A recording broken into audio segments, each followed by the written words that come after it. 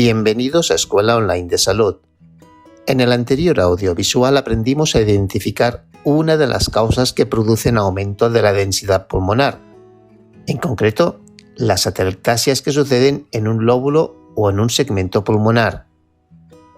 En este audiovisual continuaremos con el estudio e identificación de diferentes aspectos radiológicos de otra causa de aumento de densidad, los derrames pleurales. Si quieres aprenderlo, quédate aquí conmigo.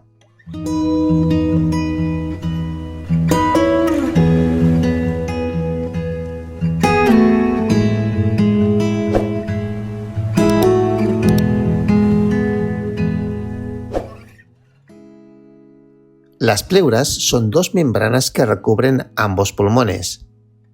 La pleura parietal reviste la parte interna de la pared torácica, mientras que la visceral reviste la superficie del parénquima pulmonar y sus pliegues forman las cisuras interlobares, la mayor u oblicua y la menor u horizontal.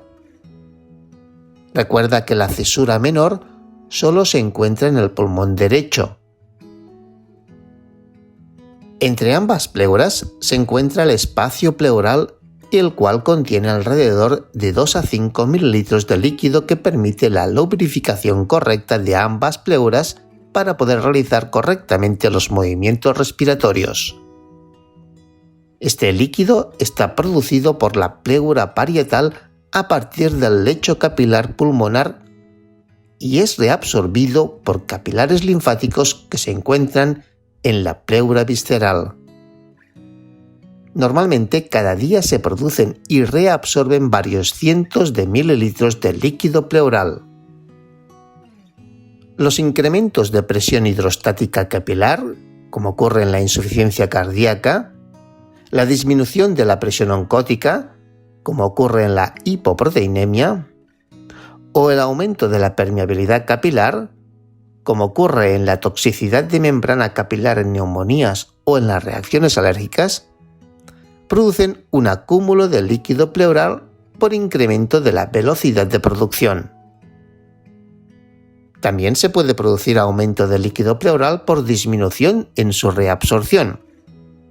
Esto puede ocurrir como consecuencia de un bloqueo linfático causado, por ejemplo, por un tumor o por un incremento de la presión venosa. Y finalmente, los derrames pleurales también pueden deberse al transporte de líquido peritoneal desde la cavidad abdominal a través del diafragma o de los vasos linfáticos como consecuencia de un proceso patológico subdiafragmático. Es importante decir que desde el punto de vista radiográfico, el aspecto que adopta un derrame pleural depende de la postura del paciente, la fuerza de la gravedad, la cantidad de líquido y el grado de retracción elástica del pulmón. En posición erguida se considera que casi todos los derrames pleurales se acumulan en primer lugar en una localización subpulmonar, es decir, entre la pleura parietal, que reviste la superficie superior del diafragma, y la pleura visceral, que reviste el lóbulo inferior, lo cual hace que sean de difícil detección si todavía no ha habido ocupación de los ángulos costofrénicos. La repetición de la radiografía en otra posición, como podría ser en decúbito lateral, puede permitirnos visualizar el derrame, pues éste se desplaza libremente cuando el paciente cambia de postura. Un derrame subpulmonar derecho se podría identificar en la proyección frontal por el hecho de que el punto más alto del hemidiafragma aparente estaría desplazado más lateralmente y sería posible la obliteración del ángulo costofrénico derecho. En la proyección lateral se observaría que el hemidiafragma aparente adoptaría una forma plana en contacto con la cisura mayor, además de la obliteración del seno costofrénico posterior. Un derrame subpulmonar izquierdo podría ser identificado en la proyección frontal por un aumento en la distancia entre la cámara gástrica y la cúpula diafragmática, superior a 1 centímetro. Además de que el punto más alto de la cúpula estaría desplazado lateralmente y de la obliteración del ángulo costofrénico izquierdo. En la proyección lateral observaríamos una imagen superponible a la que veríamos en un derrame subpulmonar derecho.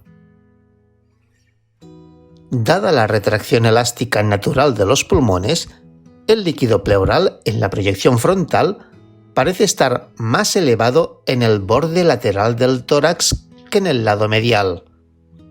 Este efecto se le denomina signo del menisco, lo cual es muy sugestivo de derrame pleural. Como ya he comentado anteriormente, hemos de tener en cuenta el efecto de la postura del paciente sobre el aspecto del líquido pleural, pues cuando el paciente se encuentra en posición erguida, el líquido, por efecto de la gravedad, cae hacia la base de la cavidad torácica. Cuando el paciente está en decúbito supino, el derrame, al fluir libremente, se deposita a lo largo de todo el espacio pleural posterior, dando lugar a una zona borrosa en todo el hemitórax en la visión frontal. Ante un derrame pleural, es importante la obtención de imágenes en decúbito lateral por 3 motivos. En primer lugar, para confirmar la presencia de un derrame pleural subpulmonar. En segundo lugar, para determinar si este derrame pleural se mueve o no se mueve libremente en el espacio pleural, lo cual constituye un dato importante antes de intentar el drenaje del líquido pleural, pues si fluye libremente resultará más fácil la toracocentesis. Si no es así, es probable que sea debido a adherencias y se trate de derrames loculados que precisarán un drenaje guiado por técnicas de imagen. Y en tercer lugar, con el objeto de descubrir si una parte del pulmón subyacente oculta alguna estructura patológica. Bien, en este audiovisual hemos aprendido a identificar las características radiológicas de derrames pleurales no masivos. Recuerda que los masivos fueron estudiados en el audiovisual de opacificación total de un hemitórax. En ese mismo audiovisual también nombramos la condensación neumónica como causa de opacificación de un hemitórax.